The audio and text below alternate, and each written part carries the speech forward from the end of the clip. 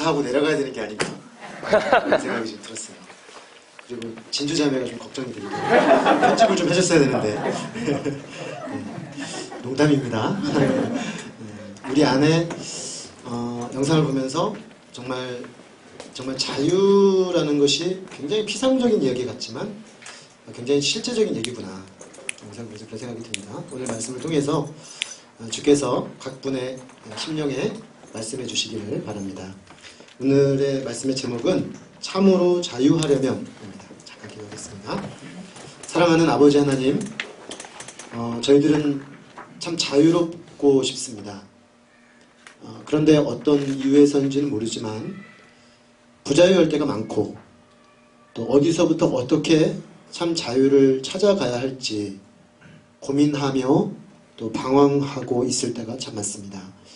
좀 이런 우리들에게 진리가 너희를 자유케 하리라 말씀하시며 주님 안에 있는 참된 자유에 대해 소개하시고 우리들에게도 그 참 자유함의 세계로 초청하시는 주님이 계셔서 참 좋습니다. 좀 이 시간 우리가 주님께 우리의 문제를 들고 나아옵니다. 이 시간 예배 가운데 하나님께서 말씀하여 주시고 각 사람 가운데 인격적으로 그들의 심령에, 우리의 심령에 하나님 하시고자 하시는 그 음성을 듣는 시간이 되게 하시고 우리 안에 작지만 의미 있는 변화들, 자유를 향한 작은 몸부림들, 발걸음들이 시작되는 귀한 시간이 되도록 이 시간을 복 주시기를 기도합니다. 주님께 의지하오니 시종을 주관하여 주시옵소서. 예수 그리스도 이름으로 기도했습니다. 아멘. 스페인의 왕족인 리바 에르트라는 사람의 가문에 대대로 내려오는 그 집에 그 가훈과 같은 격언이 있다고 합니다. 그 말은 너를 자유롭게 하라. 아무튼 자유롭게 하라. 라는 거랍니다. 참 왕족의 그 가문의 가훈치고는 참 독특하죠. 그만큼 이 자유라는 게 쉽지 않는 게 아닌가라는 생각을 해봅니다. 영국의 통치 아래 있던 미국 의회가 이제 독립운동을 벌이다가 마침내 이제 영국으로부터 완전히 독립하기 위해서 최종적으로 의회에서 경론을 벌일 때 1773년 3월 23일 패트릭 켈리라는 사람이 유명한 말을 하죠. 자유가 아니면 죽음을 달라. 참 물론 여기서 자유는 정치적 또 경제적 사회적 독립이라고 볼 수 있겠습니다. 그런데 그 정치적 자유를 얻기 위해서 만약에 그런 자유가 내게 주어지지 않는다면 차라리 나에게 죽음을 달라라고 말할 정도로 이 자유에 대한 그 인간의 갈구는 참 깊은 것이다 하는 것을 알 수가 있습니다. 사실 이런 패트릭 켈리와 같은 목숨을 내건 자유의 투쟁이 있었기 때문에 오늘날 인류는 이전보다 훨씬 더 경제적, 정치적으로 많이 자유로워졌다라는 것을 알 수가 있습니다. 자, 그런데도 여전히 이 사람들은 어떤 측면에서는 자유를 굉장히 갈구합니다. 참으로 자유롭고 싶은 것입니다. 키에르케고르라는 그 덴마크의 위대한 철학자 내지 신학자가 있죠. 그분이 이런 말을 한 적이 있습니다. 천재와 그리스도인 사이의 차이란 다음과 같다. 천재는 자연의 비범한 존재다. 아니 보다 낮게 말해서 잘못 읽었습니다. 천재는 자연의 비범한 존재인데 어떤 사람도 자기 자신을 천재로 만들 수는 없다. 왜냐하면 주어지는 거니까. 그렇죠. 그리스도인은 자유의 비범한 존재다.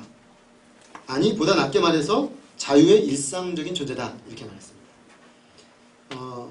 이 말을 우리가 그대로 받으면 기독교인 또 기독교에서는 자유에 대해서 뭔가 할 말이 있다는 것이죠. 왜냐하면 자유를 일상으로 말할 수 있는 사람들이 그리스도인이기 때문입니다. 기독교는 진리 안에서의 자유를 말합니다. 그죠? 어떤 학교, 저쪽 신촌 쪽에 있는 모 학교에 그죠? 그 학교의 그 교훈이 진리가 너희를 자유케 하리라 하잖아요. 그죠? 진리가 너희 안에 자유를 준다라는 겁니다. 오늘 우리는 자유롭지 못한 사람들을 이 참된 자유로 초청하시는 예수님의 음성을 듣습니다. 말씀을 통해 참으로 자유하게 되는 그 길을 찾아 그 길로 나아가시게 되기를 기도합니다. 첫째로 우리가 참으로 자유하려면 자유에 대한 잘못된 가르침에서부터 벗어날 필요가 있습니다. 오늘 말씀은 교회 다니지 않는 사람들도 한두 번은 다 들어봤을 만한 아주 유명한 말씀입니다. 간음 중에 잡힌 여자가 예수님께 용서를 받고 새로운 삶을 시작한다는 말씀입니다. 한마디로 요약하면 그렇습니다. 오늘 이 본문을 우리는 그 잘 알려진 그 본문을 자유라는 관점에서 한번 쭉 보려고 합니다.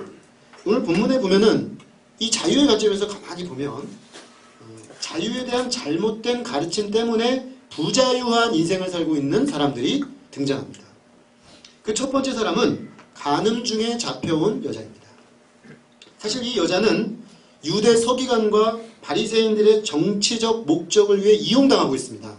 왜 이렇게 말할 수 있냐면 이 사람들은 예수님에 대한 사람들의 관심이 집중되는 것에 부담을 느끼고 이제 예수님을 제거할 꼬투리를 잡고 싶었던 것입니다.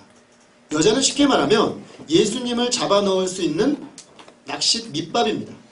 낚시 밑밥을 걸기 위해서 이 여자를 제물로 찾은 거죠. 그런 관점에서 보면 이 여자는 희생자입니다. 그 예수님을 시기하는 당시 종교 지도자들의 희생물이죠. 자, 이 오늘 본문에 보면은 이 여자의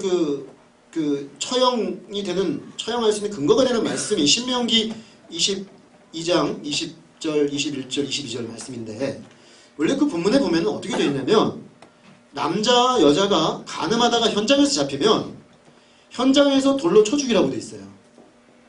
그런데 이상한 건 남자는 없어요. 남자는 어디로 가고 여자만 끌려와 있습니다.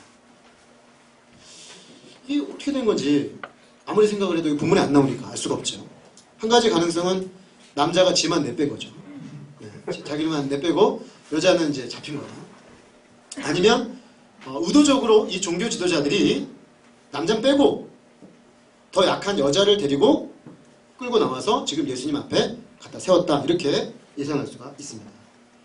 자, 어쨌든 이 여자는 언제 지금 그 유대 율법에 의하여 돌이 날라들지 모르는 참으로 무섭고 수치스러운 상황입니다. 종교 지도자들은 예수님을 고소할 조건을 얻기 위해 한 여자의 그 비참한 실상을 이용해서 미끼로 이용하고 있는 것입니다.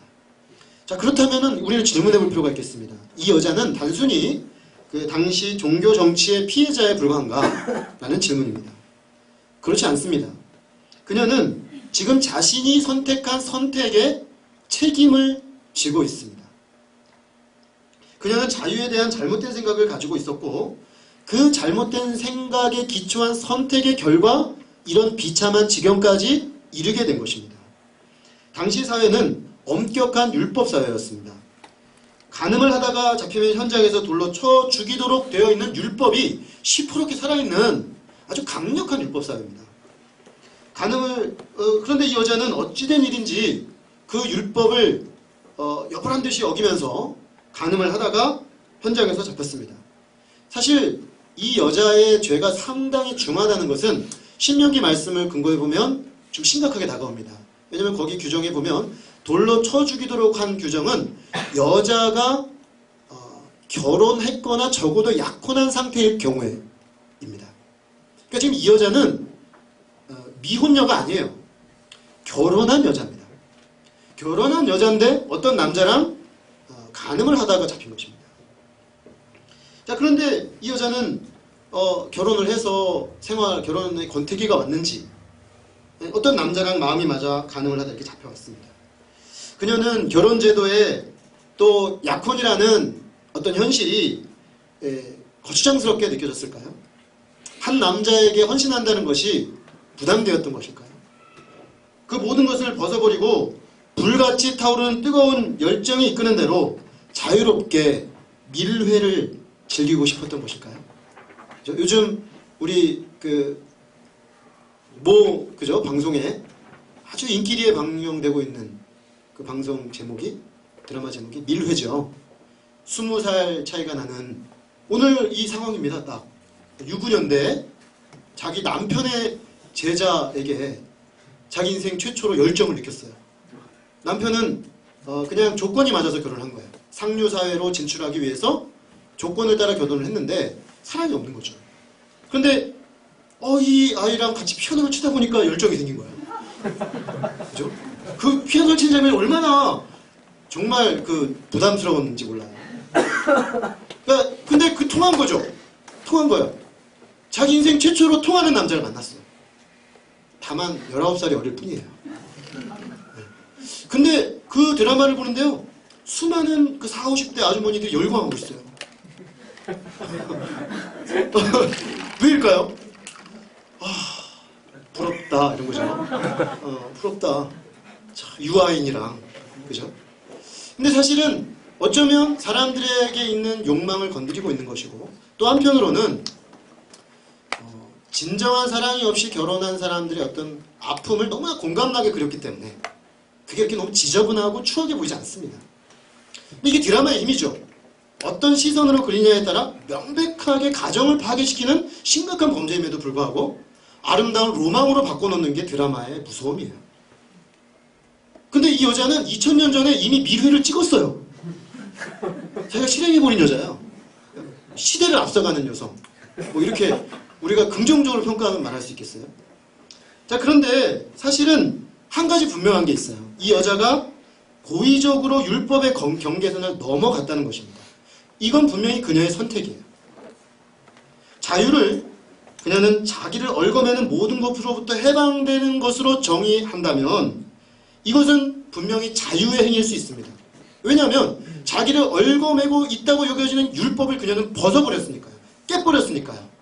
자유로워진 것 같습니다. 그러나 이것은 심각한 자유에 대한 오해라고 할 수 있겠습니다. 하나님께서 율법을 주신 것에는 목적이 있습니다. 간음하지 말라라는 율법을 주실 때에는 그 율법을 통해 보호하고자 하는 어떤 가치가 있는 것입니다.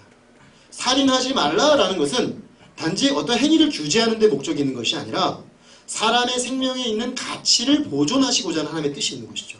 간음하지 말라라고 했을 때는 결혼제도와 그 결혼제도 안에서 한 남자와 한 여자가 결혼을 통해서 누릴 수 있는 그 풍성한 축복을 배타적으로 누릴 수 있도록 하고자 하시는 하나님의 뜻이 있는 것입니다. 간음은 그것을 깨뜨립니다. 가정을 깨뜨리고 결혼의 신성함을 깨뜨리고 두 사람의 깊은 헌신을 깨뜨리고 거기서 나오는 모든 풍성한 은혜와 열매들을 깨뜨려요. 그렇기 때문에 이것은 보호할 하나님의 가치를 깨뜨리는 심각한 죄인 것입니다. 그런데 사람들은 쉽게 자유라는 이름으로 이 선을 넘어갑니다. 그렇게 하는 데에는 크게 두 가지 유인책이 있기 때문입니다. 하나는 쾌락이 있기 때문입니다. 아마 미래를 딱 했는데 그날부터 막 심장 박동수가 너무 증가돼가지고 심장이 막 쪼여오고 그래서 심근경색이 온다. 그럼 누가 미래를 하겠습니까? 그죠? 한편으로는 심장 박수 올라가면서 한편 어때요? 쾌락이 있는 거예요. 스릴이 있는 거예요. 남편 몰래 뭔가 자기가 새로운 사랑을 시작했다라는 자기 어떤 만족이 있는 거예요. 그러니까 그걸 하는 거죠. 만약에 그게 그럼 뭐 쾌락, 말초적인 것은 어쨌든 쾌락이 없다면 사람이 그런 그 경계선을 넘어가려고 하지 않을 겁니다. 사실 우리가 이 사실을 굉장히 주목해 볼 필요가 있습니다. 달콤하지 않으면 사람들은 어떤 선도 넘지 않을 겁니다. 쾌락의 달콤함이 율법을 깨뜨릴 때 따라오는 무서운 결과를 마치 저 멀리 있는 것으로 느껴지게 만들어요. 지금 당장 쾌락이 있으니까 이게 뭐 문제가 되겠어? 지금은 일단 누리고 나중에 이런 논리가 강하게 작동하는 거죠. 그래서 결국에는 쾌락에 이끌려서 우리는 어떤 선을 마구 넘어버립니다.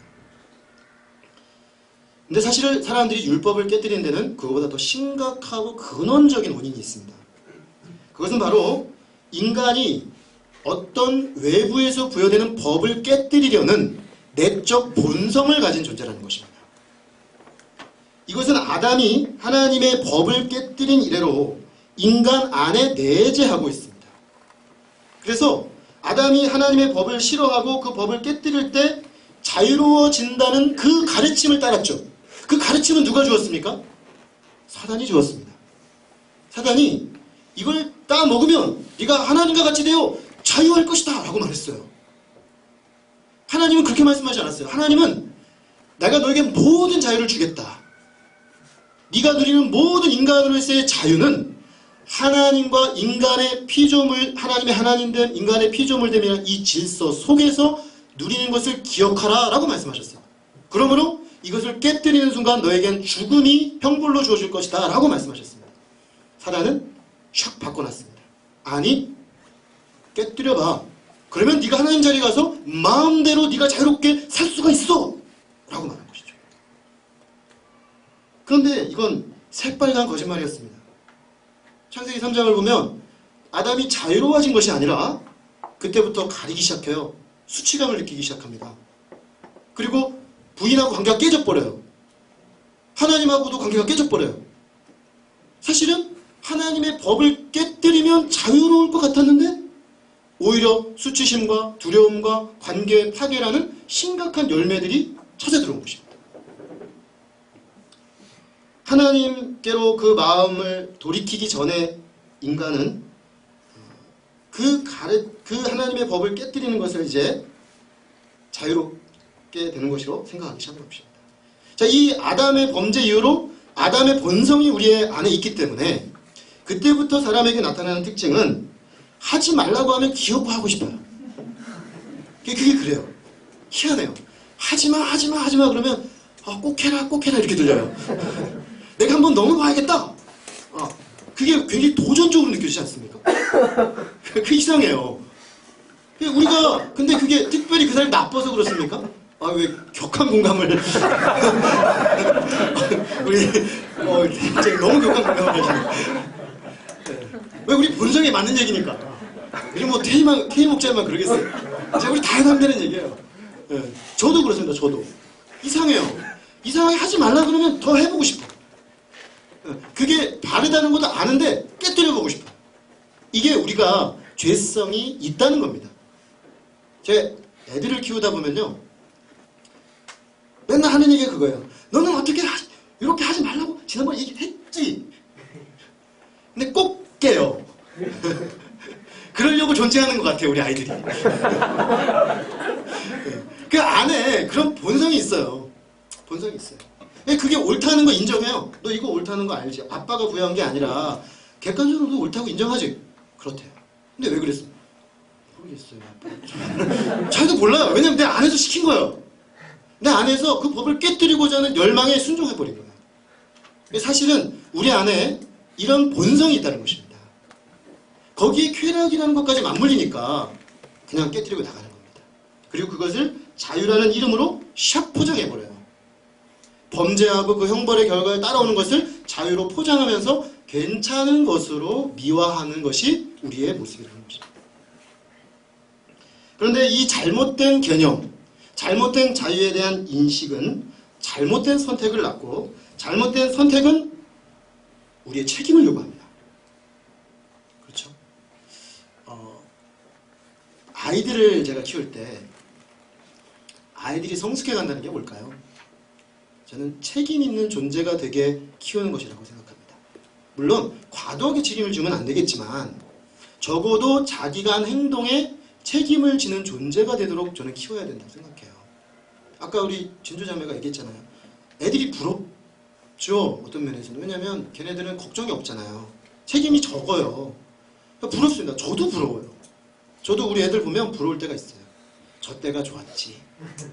지금 내가 져야 될 그 많은 책임들을 생각하면. 그런데 한편으로는 어떻습니까?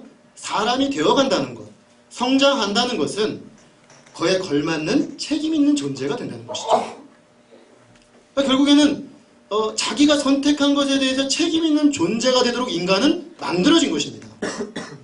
인간은 하나님 앞에 책임 있는 존재가 되기를 원하셨습니다. 근데 하나님 앞에서 인간들은 자기의 그 어떤 뭔가 원하는 것을 취하기는 원했지만 책임지기를 원치 않았다는 데 문제가 있습니다. 근데 문제는 우리의 생각이 어떤 선택을 낳고 선택이 어떤 결과를 낳으면 반드시 그것은 우리에게 책임을 요구한다는 것입니다. 그것은 바로 이 우주의 보편적 법칙입니다. 왜냐하면 하나님이 부여하신 창조의 질서가 있기 때문에 그렇습니다. 오늘날 이 지금 여자가 처한 현실은 사실 그녀 자신이 가진 잘못된 자유에 대한 생각이 낳은 필연적 결과입니다.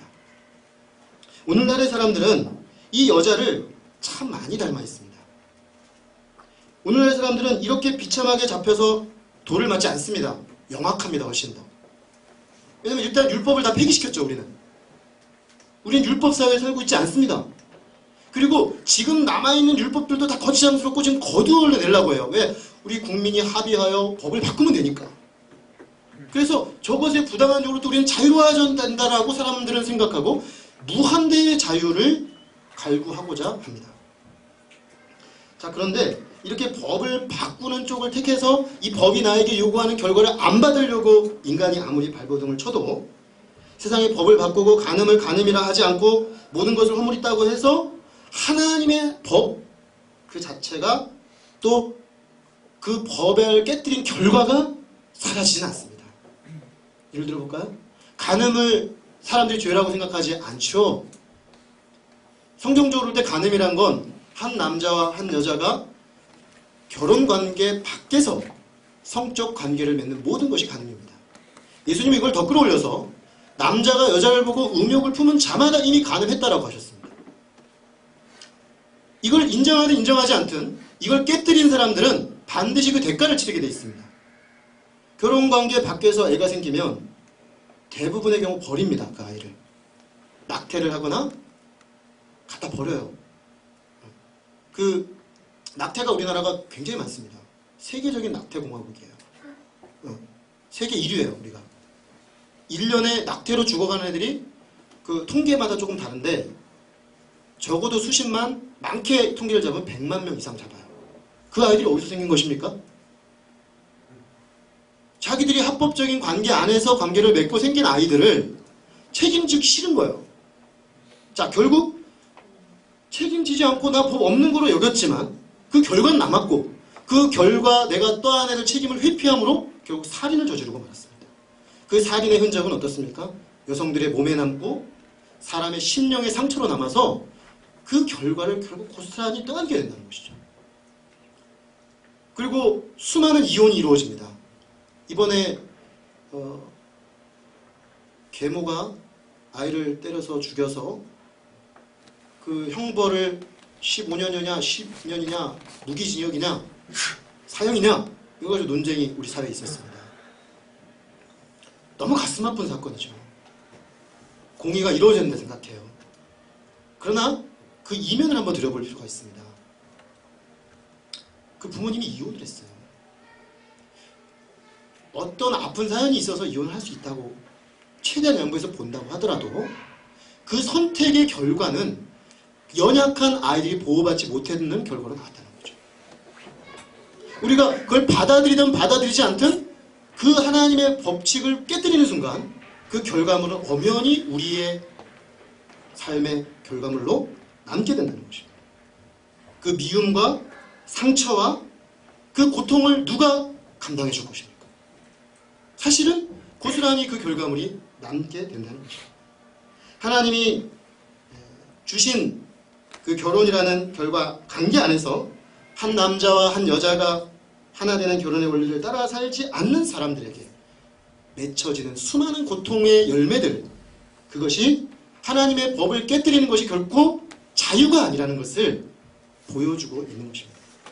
자유는 모든 얽매이는 것을 다 벗어버리는 것이 아니고 합당히 우리가 매어야 될 진리의 자신을 매는 것이 성경적 의미의 자유입니다.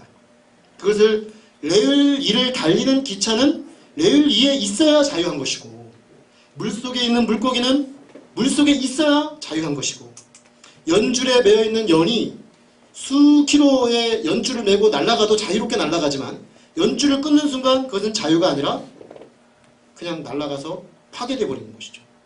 그 줄을 유지할 때 그 연은 자유로운 것이죠.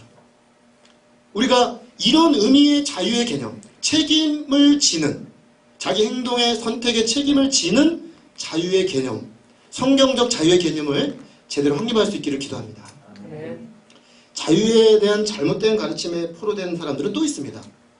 그들은 표면적으로 보면 이 여성과 달리 전혀 부자유하지 않은 사람들이었습니다.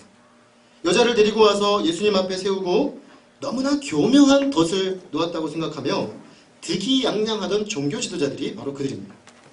그들은 예수님에게 여자를 끌고 와서는 말합니다. 모세 율법에 이런 여자를 돌로 쳐 죽이라고 했는데 선생은 어떻게 하시겠습니까? 성경에 나와 있진 않지만 좀 상상력을 발휘해서 읽으면 정말 야비한 미소를 흘렸을 겁니다. 왜냐고요? 만약에 돌로 쳐라! 그러면 로마법에 의하여 살인교사죄에 해당됩니다. 그러므로 로마법에 걸어서 예수님을 처형할 수가 있습니다. 자, 돌로 치지 말라! 그러면 명백하게 유대가 법으로 받아들이는 모세 율법에 저촉돼서 유대 종교법에 해부해서 예수님을 처단할 수가 있습니다. 이러지도 못하고 저러지도 못하는 외통수에 걸린 거죠. 완전 외통수로 몰아넣고 어디 한번 볼까? 이러면서 딱 득이양양하게 있는 종교 지도자들의 모습을 상상해 보십시오. 참으로 간교한 술수였습니다. 그러나 예수님은 한마디 말씀으로 그들의 트랩에서 벗어나십니다. 저는 이 본문을 볼 때마다 네오가 생각이 나요. 예전에 나왔던 영화 매트릭스의 주인공 네오 하면 뭐가 떠오르십니까? 저는 이게 떠올라요. 갑자기 떠오르는 예수님이 완전히 갇히셨는데 공중부양을 하셨어요. 이쪽으로도 안 되고 저쪽으로도 안 되니까 떠오르셔서 위의 시선에서 바라보셨어요. 너희 중에 죄 없는 자가 먼저 돌로 치라. 화살표를 이쪽에 있던 걸 이렇게 바꿔놨어요. 너희 자신을 한번 돌아볼 필요가 있지 않겠니? 이 여자의 죄는 율법대로 돌로 쳐야 될 죄가 맞다. 예수님이 인정하셨습니다. 그러나 만약에 너희 중에 죄 없는 자가 있다면 먼저 돌로 치거라. 당시 율법에 의하면 고소한 사람이 증인이 제일 먼저 돌을 던지게 되어 있습니다. 왜? 자기가 이 사람의 죄에 확증하겠다는 것이죠. 나는 문제 없다. 그러니까 너희가 죄가 없다면 한번 첫 돌을 던져봐라라는 것입니다. 자, 근데 이 말씀이 딱딱하던 이들의 마음에 양심의 날카로운 칼처럼 그들의 실체를 드러내고 말았습니다. 그래서 결국 돌을 들고 예수님의 말씀만 떨어지기를 기다리는 사람은 하나씩 돌을 놓고 슬그머니 그 자리를 피해가기 시작합니다. 그들은 스스로 나는 율법을 잘 지키는 사람, 자유로운 사람이라고 착각했습니다. 그렇게 보였습니다. 이 여자는 부자유한 사람으로 누가 보아도 보이지만 그들은 자유해 보였습니다. 그들은 아무 문제도 없어 보였습니다. 돌을 들고 당당히 심판자의 자리에 서 있었던 것입니다. 그러나 사실 그들도 예수님 말씀 앞에 비춰보니까 여자를 돌로 칠 수 있을 만큼 죄가 없지 않았습니다. 오늘 본문에 보면 예수님이 계속 뭘 쓰셨는데 학자들마다 논쟁이 있어요. 예수님이 뭘 쓰셨을까? 제일 유력한 설이 간음하지 말라. 그 다음 유력한 설이 거기 있는 사람들의 죄를 하나씩 예수님만 알고 그들만 알고 있는 죄를 썼을 것이다. 어떻게 견딥니까? 조용히 나가는 거죠. 사실 이 사람들은 겉으로는 자유로운 척, 죄와 아무런 관계가 없는 척 했지만 뒤로는 호박씨를 갔습니다. 설사 행위로는 행한 것이 없었지만 마음은 심히 부패하여 시커먼 죄의 프로였습니다. 예수님의 말씀은 그들의 그 부패한 마음과 그 행위의 결과들을 고스란히 다 드러내고 말았습니다. 결국 그 말씀이 부패한 심령에 들어가서 역사할 때 사람들 안에 자기를 인식하지 못하던 그 실체를 드러내는 역할을 한다는 것입니다. 예수님의 말씀을 듣기 전 많은 사람들이 자유에 대해 잘못 생각하고 있는 관점이 여기에서 드러나고 있습니다. 그것은 나의 몇몇 가지 도덕적 삶과 종교적 행위를 가지고 나는 자유롭다. 나는 이러이러한 의를 행하고 있으니까 나는 사실은 죄의 포로가 아니다 라고 스스로 합리화한다는 것입니다. 이런 사람들에게 예수님은 오늘 본문의 좀 뒷부분에 요한복음 8장 34절에 이렇게 말씀하십니다. 진실로 진실로 너희에게 이르노니 죄를 범하는 자마다 죄의 종이니라. 죄를 범하는 자는 우리는 이렇게 생각합니다. 죄를 범하고 빠져나오면 되지. 그게 어렵나? 근데 예수님은 그렇지 않다는 거죠. 죄를 범하는 순간 그 죄가 우리를 포로 삼아버려서 죄의 노예가 되어버린다는 것입니다. 어떤 사람은 내가 다시 한번 야동을 보면 내가 사람의 자식이 아니라 개의 자식이다 이렇게 다짐을 해요. 볼 때마다. 근데 수도 없이 개의 자식이래요. 아니 분명히 난 그 결심한 거예요. 내가 잠깐만 보고 나오지 뭐. 한 번인데 이게 한 번 들어가면 못 나와요. 내가 들어갔는데 나중에 그게 영상이 나를 끌고 다니면서 완전 만시창이가 돼서 딱 갖다 던져버려요. 그러면 이제 자포자기해 버려요. 아, 나 안 되는구나. 저는 과거에 제가 학부 법학과 출신인데 법학과를 들어갈 때 세상에 정의를 실현하리라. 정의법대. 그죠? 정의를 실현하는 사람이 되리라. 이왕이면 무서운 검사가 돼서 잘할 자신이 있었어요. 세상에 나쁜 놈들을 그냥 다 쓸어버리리라. 매서운 눈빛으로 그냥. 나쁜 놈들이 나만 보면 벌벌 떨게 만들리라. 막 그런 막 각오로 법대에 들어왔어요.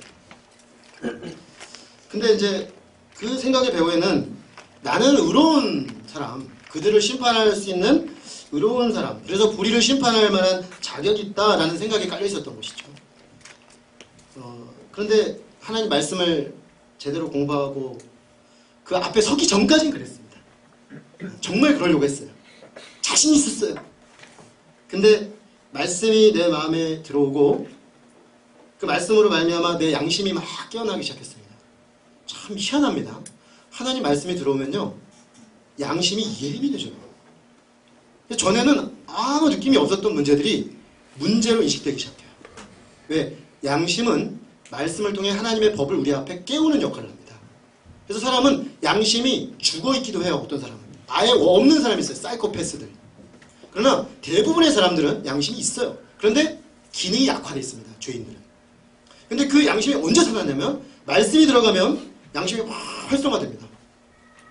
전 지금도 기억해요. 대학교 1학년 때 말씀을 막 공부하기 시작하니까 제가 다 잊어먹었던 죄들까지 다 기억나더라고요. 하나님과 나만 아는 죄들. 심지어 내 마음으로 품었던 행동으로 범했는데 엄마에게도 아빠에게도 얘기하지 않고 홀로 내가 품었던 것까지 다 생각나요. 너무너무 괴로웠습니다. 너무너무 고통스러웠어요. 보니까 내가 사실은 죄의 포로였는데 인식을 못하고 있을 뿐이었어요. 마치 이 종교 지도자들처럼 돌 들고 나는 문제없어? 나는 심판할 수 있어? 나는 검사가 될 거야? 자신감 있게 생각했지만 사실 나는 변호사를 필요로 하는 죄인이었어요. 교만과 정욕 이 두 가지 문제만으로도 너무 버거웠습니다. 나라는 사람이 얼마나 교만한지 얼마나 음란한지 그리고 위선적인지 그리고 이기적인지 내 자신이 너무 혐오스러울 정도로 싫었어요. 실상 외적으로 나를 부자여게 할 수 있는 것은 아무것도 없어 보였습니다. 술 마시고 공중으로 부양하며 가슴속에 터지는 외치면서 응원가를 외칠 때는 자유로운 것처럼 보였지만 술이 깨고 만신창이가 된 채로 누워있는 나 자신을 이렇게 발견할 때면 사실은 괴로움을 잊기 위해서 술을 마신 거죠. 그대로 그 아픔과 그 고통은 내 안에 있는 거야. 나는 자유롭지 못한 거죠. 오늘 우리는 무엇을 자유라고 생각합니까? 오늘 이 두 사례를 통해서 잘못된 의미의 자유 개념을 가지면 자유의 이름으로 죄의 포로가 된다는 것을 우리는 깨닫게 됩니다. 하나님께서 우리 한 분 한 분에게 성경적 자유의 의미를 깨닫고 참으로 자유롭게 되는 길로 나가게 하시기를 기도합니다. 둘째로 우리가 자유롭게 되려면 이 죄를 깨닫고 자유를 주시는 예수님께로 나와야 됩니다. 가늠 중에 잡힌 여인이나 짱돌을 들고서 있었던 종교 지도자들이나 사실 다 죄의 포로였습니다. 실상 이 세상에는 드러난 죄인과 드러나지 않은 죄인이 있을 뿐입니다. 다 드러나서 여자처럼 까발려진 죄인이 있고 뒤에서 자기는 아무 문제 없다고 말하는 드러나지 않은 죄인들이 있을 뿐입니다. 그래서 성경은 모든 사람이 죄를 범하였음에 하나님의 영광에 이르지 못했다라고 선언하고 있습니다. 이런 인생들에게 소망이 무엇입니까? 그것은 바로 죄로부터 자유를 주게 오신 예수님입니다. 9절 하반절은 이렇게 기록하고 있습니다. 오직 예수와 그 가운데 섰는 여자만 남았더라. 다 떠나가고 이 여자를 돌을 던져 심판할 수 있는 유일한 분 예수 그리스도 한 분만 남았습니다. 사람들은 모두 자신들 속에 있는 어둠을 발견하고 자기들 속에 있는 그것과 익숙한 어둠 속으로 달아나고 말았습니다. 오직 여자만 예수님 앞에 두렵고 떨림으로 서 있을 뿐입니다. 자, 근데 여기에 놀라운 역설이 있습니다. 자신의 죄를 발견했으나 예수님 앞에 그 죄를 인정하고 서 있으려고 하지 않은 사람들은 다 예수님 앞에서 도망하고 말았습니다. 그러나 그들은 그 결과 죄의 짐을 지고 어둠 속에 살아갈 뿐 죄에서 자유롭게 되지는 못했습니다. 그렇죠? 죄를 회피한 거죠. 그러나 여전히 죄를 지고 어둠 속에서 신음하며 살고 있겠죠. 그렇지만 여자를 보십시오. 그녀에게는 놀라운 죄사함의 은혜가 주어졌습니다. 죄가 없으시고 하나님께로부터 우리의 죄를 심판할 유일한 권세를 위임받은 분이라서 유일하게 이 여자를 칠 수 있는 예수님께서 여자에게 말씀하십니다. 나도 너를 정죄하지 아니하노니 가서 다시는 죄를 범하지 말라. 그녀를 유일하게 심판하실 수 있는 이 세상의 법정이 아니라 하늘 법정에서 우리를 심판할 심판장으로 서 계신 그분이 꽝꽝꽝 치시면서 무죄 하신 것입니다. 지금까지 지은 모든 죄를 그 중심부까지 깨끗하게 씻김을 받고 새 출발하도록 주님이 은혜를 주신 것입니다. 죄로부터 자유케 되어 이제 마음으로부터 주님의 진리의 말씀을 새로운 마음으로 따라가는 진짜 자유를 누릴 수 있는 기회가 주어진 것이죠. 그러나 말씀을 듣고 양심의 가책을 받았으나 어둠 속으로 사라졌던 사람들은 이 기회를 잃고 말았습니다. 예수님은 우리를 정죄하기 위해 오신 것이 아니고 우리를 죄에서 건져 자유하게 하기 위해서 오셨습니다. 심지어 우리를 죄에서 자유롭게 하기 위하여 죄 없는 그분이 우리의 죄를 다 뒤집어 쓰고 십자가에서 모든 그 채찍질과 고난과 비웃음과 침뱉음과 모멸감을 견디시면서 마지막 피 한 방울 다 쏟아내기까지 자신 안에 있는 모든 마지막 호흡이 끊어지기까지 그분은 우리의 모든 죄의 짐을 자신의 몸에 담당하셨습니다. 그렇게 죽으셨기 때문에 그분만이 우리의 죄를 용서하실 수가 있습니다. 이 예수님께 나오는 사람, 이 예수님의 용서의 음성을 듣는 사람이 복된 것입니다. 그런데 진리의 말씀 앞에 자신의 죄를 깨닫고 나서 슬그머니 예수님 앞에서 떠나가는 사람들이 있습니다. 사실 이런 경우가 가장 안타깝고 애석한 경우입니다. 죄의 자유에 대한 관념을, 잘못된 관념을 내가 가지고 있었구나. 아, 나도 죄인이구나. 그걸 깨달았다면 주님의 말씀 앞에 철저하게 자신의 죄를 보고 인정하고 우리의 죄를 용서하시는 예수님 앞에 나아가야 됩니다. 그분의 은혜와 자비만을 구하고 새롭게 되는 길로 나아가야 되는 겁니다. 주님이 말씀으로 우리를 드러내시는 것은 정죄하고 비난하고 넌 안 돼, 너는 심판할 거야 라고 하시기 위해서 온 것이 아니라 용서해 주셔서 진짜 자유로 나아가도록 하기 위해서 말씀으로 드러내시는 것입니다.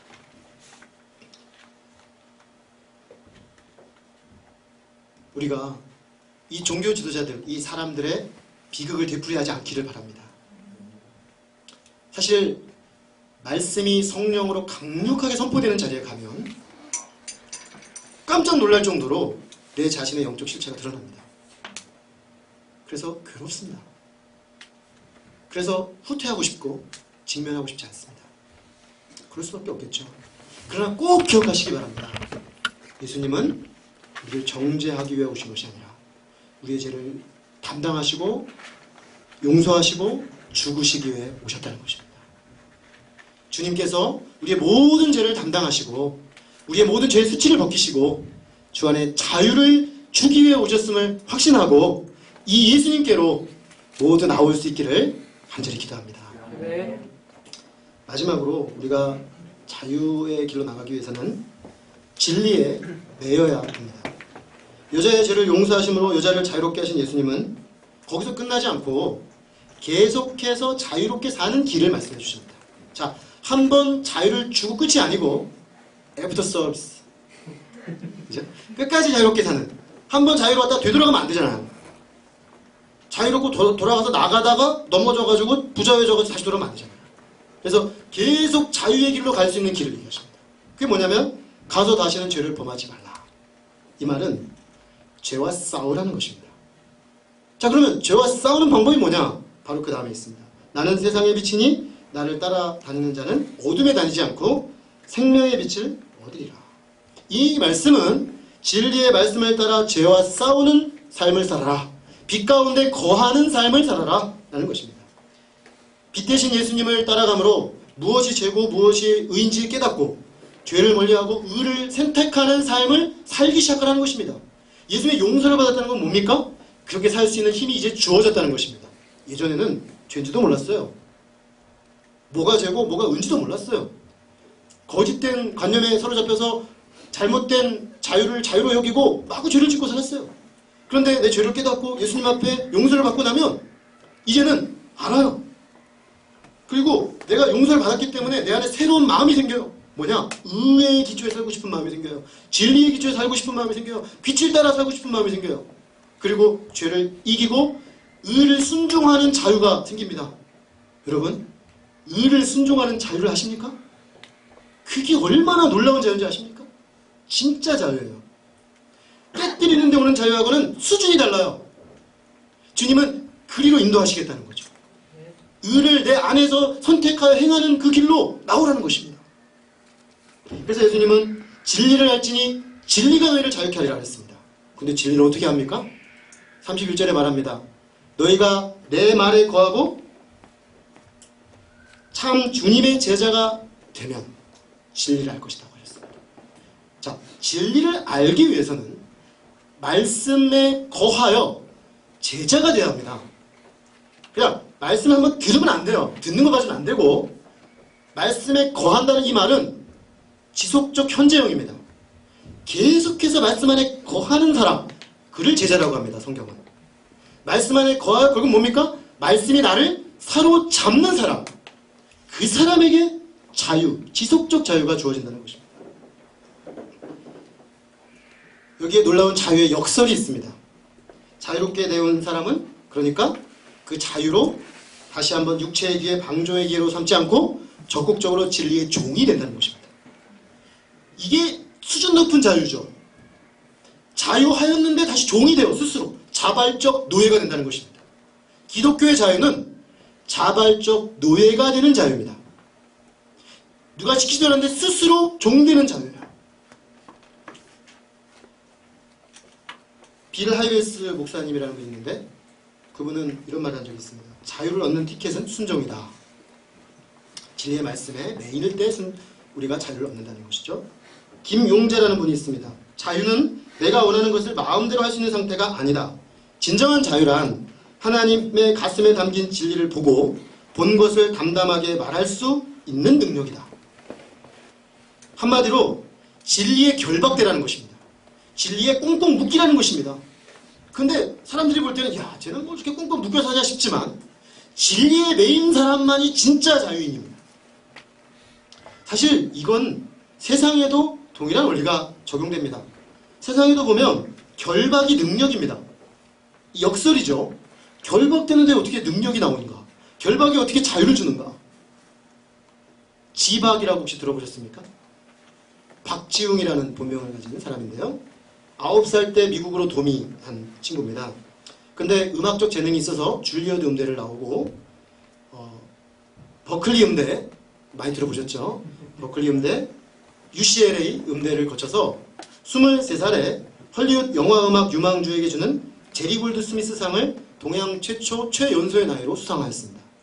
그 이후에 미국 헐리우드의 유수의 영화음악들을 만들고 수많은 작품들의 캐스팅을 받은 아주 탁월한 음악가입니다. 그는 이후에도 화려한 이력을 쌓으면서 아주 전성기를 지금 구가하고 있는 사람인데, 이 사람이 인터뷰한 걸 보면 그가 그런 탁월한 음악적 기초를 쌓기 위해서 모든 클래식 음악을 다 들었다는 것이죠. 그 모든 클래식 음악을 다 듣기 위해서 고백하기를 3시간 이상 자본 적이 없대요. 그는 심지어 이렇게까지 말합니다. 이게 참 교만한 걸 수도 있는데 자기보다 클래식 음악을 더 많이 들은 교수를 본 적이 없다. 그러니까 전공자 교수들보다 자기가 음악을 들은 걸로 하면 난 더 많이 들었다. 인터뷰에서 공적으로 얘기를 합니다. 그는 한마디로 음악에 결박당한 사람이죠.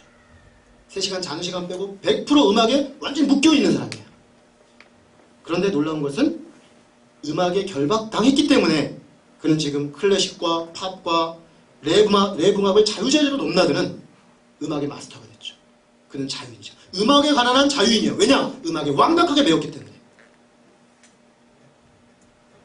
한 번 예수님의 십자가 은혜와 사랑을 해서 과거의 죄에서 노연한 사람들 가운데 진리에 결박되지 않아서 다시 옛생활, 옛 포로 생활로 돌아가는 사람이 참으로 많습니다. 그래서 믿는다고 하지만 자유가 없어요. 세상 사람하고 똑같이 살아요. 돌아가서 다 죄짓고 그래서 그리스도의 이름에 목줄을 하고 도대체 그런 기독교라면 너무 무력해서 믿지 않겠다! 이런 말을 듣게 만드는 무력한 신앙인으로 삽니다. 왜 그렇습니까? 결박되지 않기 때문입니다. 진리에 완벽하게 결박돼서 잠자는 시간 3시간 빼고 말씀에 완전히 결박돼서 여러분 한번 해보세요. 그 정도까지 해봤어요? 왜 안 해보고 목사님 제가 자유롭지 않던데요. 신앙생활 해보니까 또 죄짓던데요. 아니 왜 안 해보고 얘기하냔 말이에요. 3시간 빼고 한번 계속 결박돼 있어봐요. 어떻게 되나? 어떻게 자유롭게 날아가 버리나? 그죠? 이것까지 해야 됩니다. 이것까지. 여기까지 가야 진짜 복음의 자유, 주님 안에 있는 자유가 나오는 것이죠. 자유는 끊임없는 진리의 매임을 통해 오늘 우리의 삶 속에서 실제적으로 그 자유를 누려가는 것입니다. 지금 우리는 무엇에 매여 있습니까? 진리에 매일 수 있기를 기도합니다. 청년의 때 진리의 말씀에 매임으로 세상의 헛된 것들과 거짓과 죄악들로부터 자유로운 자유의 청년들, 자유 청년들이 우죽순 일어나기를 기도합니다. 우리 한번 서로 인사해볼까요? 자유의 청년이여 일어나자. 자, 인사해봅시다.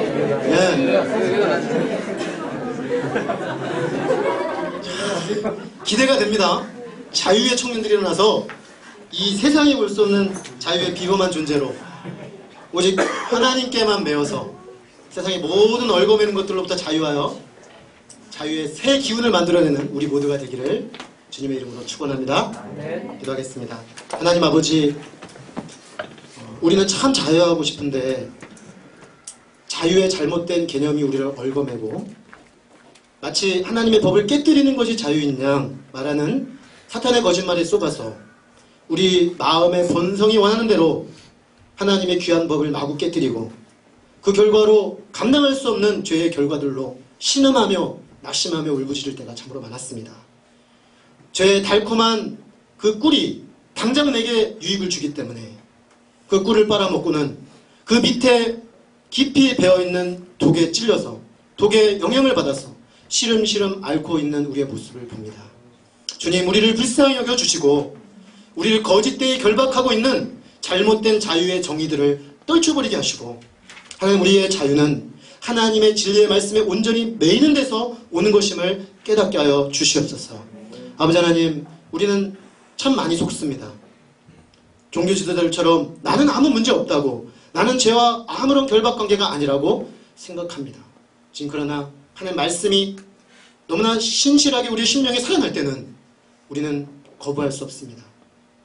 우리가 매여 있음을 발견합니다. 지금 우리가 종교 지도자들처럼 도망가지 않게 하시고 예수 그리스도의 십자가 앞에 단독자로 서게 하시고 나도 너를 정죄하지 아니하노니 십자가의 피를 뚝뚝 흘리며 우리에게 사랑의 음성으로 말씀하시는, 그래야 우리의 심령 깊은 곳에서부터 진정한 깨끗게 되는 자유를 주시는 주님 앞으로 주여 나가게 하여 주시옵소서. 지금 그래서 우리가 이제는 그 자유를 가지고 이제는 진리에 매임바 되어서 진리가 우리를 주장하게 하셔서 진리의 자유를 누리게 하시고 이제 깨뜨리는 그 저급한 자유가 아니라 진리에 매임바 되어 진리를 실천하는 데서 오는 하늘 백성의 그 자유, 그것을 누리며 세상에 나타내고 드러내는 주의 사람들로 살게 하여 주옵시기를 간절히 기도합니다.